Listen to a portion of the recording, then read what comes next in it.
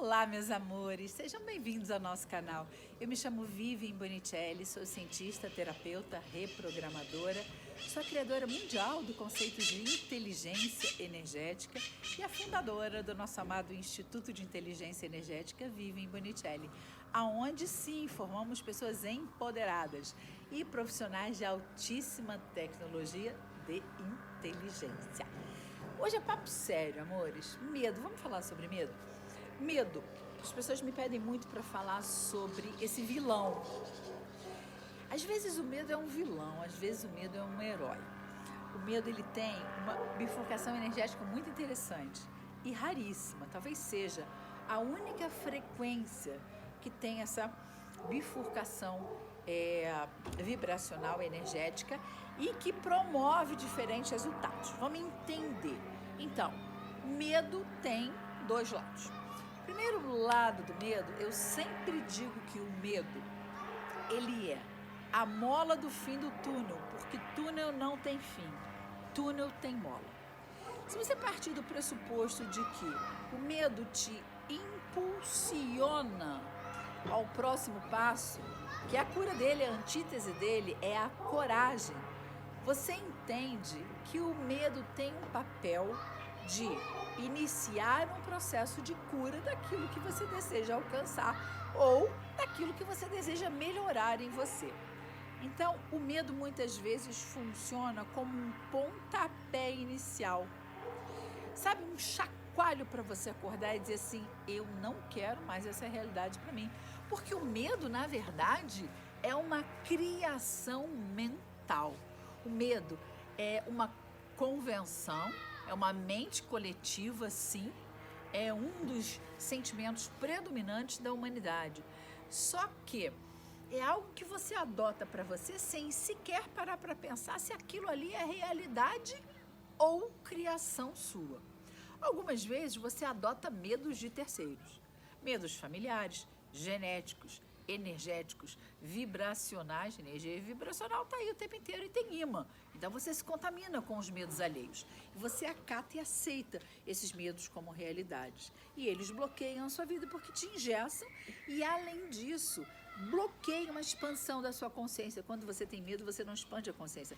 A sua pineal fica cristalizada. Você vira um zumbizinho dizendo amém a tudo e a todos e a qualquer informação que chegue a você. Você meio que aceita e acata como realidade sem contestar, sem questionar, sem racionalizar o processo para buscar, para levantar se aquilo é verdade ou não. Se aceita passivamente, adota ele para você, ele vira sim um fantasma na sua vida, ele se agiganta e muitas vezes ele vira o terror da sua vida, inclusive gerando síndromes, pânicos e uma série de fobias e doenças, psicossomatizações negativas. Bom, então tem esse viés do medo. E aí a gente tem que entender uma coisa, amores, medo é projeção mental, seja da sua mente, seja da mente de terceiros, tá? Então, o medo, repito, é muito importante isso. O medo, ou ele é criado pela sua mente, ou ele é criado por outras mentes, inclusive uma mente coletiva predominante, como, por exemplo, membros de uma família, ou colegas de trabalho, que têm medo de serem demitidos, enfim. Ou, agora, numa realidade, o medo de contrair o vírus, o SARS-CoV-2 e por aí vai. E você aceita. Então, seja criado pela sua mente ou por mentes alheias, o medo é uma criação mental, é uma projeção mental materializada. Bom, e aí entra todo um protocolo de tratar esse medo racionalmente. Como? Trabalhando, tratando, entendendo que aquilo ali é um processo criado, não um processo genuíno do universo. Muito pelo contrário. Ao ser um processo criado, é possível de ser o quê? Transformado. É possível de ser curado. É possível de ser descriado. Terapeuticamente a gente fala ressignificado.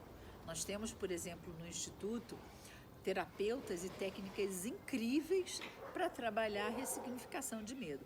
com resultados exponenciais e com pessoas e vidas libertas, meus amores, que finalmente tomam posse da liberdade que têm direito e desfrutam de uma vida com plenitude. Esse é um primeiro ponto. Mas existe um outro viés de medo que é muito interessante, que eu queria falar também. O medo muitas vezes é a cadeira, viu? É um fator limitador, ok. Mas é um fator limitador que te impede de romper algumas barreiras que não são nada positivas. Eu vou dar um exemplo para vocês. Vocês lembram daquele filme Thelma e Louise? Um filme antigo, com duas atrizes, não lembro, Dina Davis e uma outra, Susan Sarandon, alguma coisa assim. Acho que as duas. Em que elas estão andando naquele carro, estão dentro do carro e elas caminham rumo ao despenhadeiro. Uma das cenas finais, ou é a última cena desse filme. Essa cena me marcou muito, inclusive por uma situação pessoal que eu vivi com o meu filho. Elas ali romperam a barreira do medo, ultrapassaram o limite, jogaram o carro no abismo, em tese, no filme, e morreram. Muitas vezes as pessoas totalmente destemidas, elas não escutam, entre aspas, limites que são importantes. Quando a gente usa o medo como fator de limite de atenção e prevenção, ou seja, limite de respeitabilidade para não passar determinadas...